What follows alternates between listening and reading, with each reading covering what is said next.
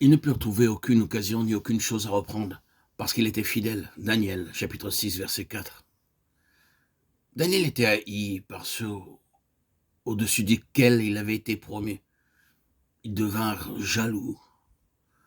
Pourquoi devrait-il être au-dessus de nous, dirent-ils. Et ils commencèrent à concevoir des plans contre lui. Nous verrons aussi que d'autres seront jaloux de nous lorsque, par la prière et la fidélité, nous obtiendrons du succès ou une promotion. Bien que le roi Darius fût un bon roi, il était, comme bien d'autres dirigeants, avide de flatterie. Ceci donna une occasion favorable aux ennemis de Daniel. Mais comment trouver la faute par laquelle Daniel serait accusé? Bien qu'ils l'espionnèrent et scrutèrent toutes ses actions et ses associations, ils durent reconnaître, pour finir, nous ne trouvons rien contre Daniel. Ils virent la fidélité de sa vie de prière. Il est un homme très occupé, devant répondre à beaucoup de questions importantes. Mais il n'écourta jamais son temps de prière. Lorsque l'heure de prier venait, il ne manquait jamais son temps de communion avec Dieu, et ceci 3 fois par jour. Si vous voulez être un vainqueur, vous devez vous acquitter fidèlement de vos tâches domestiques et extérieures. Ne travaillez pas pour plaire aux hommes, mais à Dieu.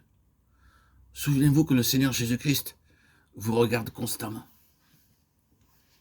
Alors les ennemis de Daniel dirent au roi: nous n'avons jamais vu de roi aussi merveilleux que toi. Nous voudrions que le peuple te prie toi seul pendant 30 jours, à l'exclusion d'autres dieux.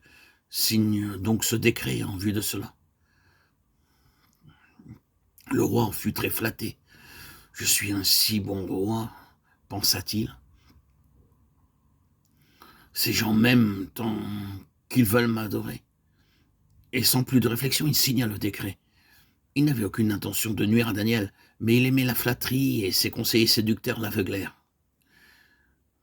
Il en est de même de nos jours. Beaucoup de dirigeants aveuglés par la flatterie signent des documents et décrètent des lois qui ne sont pas pour le bien de leur pays. Daniel aurait pu penser: je ne prierai pas ouvertement maintenant. Il aurait pu ordonner à ses serviteurs de fermer toutes les portes et les fenêtres. Au lieu de cela, sans crainte ni plainte, il ouvrit largement ses fenêtres et, s'agenouillant, il remercia Dieu comme il le faisait auparavant. Quelle foi! Quelle merveilleuse et sublime illustration de ce qu'est la foi. La voie de l'Éternel est un rempart pour l'intégrité. Proverbe 10, 29. Après 43 ans d'éducation divine, Daniel affrontait son épreuve finale. Et pourtant le décret était signé. Il pouvait se cacher et prier en secret. Prier un autre que le roi Darius pendant les prochaines 30 jours signifiait être jeté dans la fosse aux lions. Nous voyons ici que tout le royaume était contre Daniel. Il se tint seul, sans personne pour l'aider. Il ne rechercha pas l'aide de l'homme, mais il se confia uniquement en Dieu et pria ouvertement sa foi, son adoration pour Dieu et Dieu seul, sans aucune crainte, aucune peur.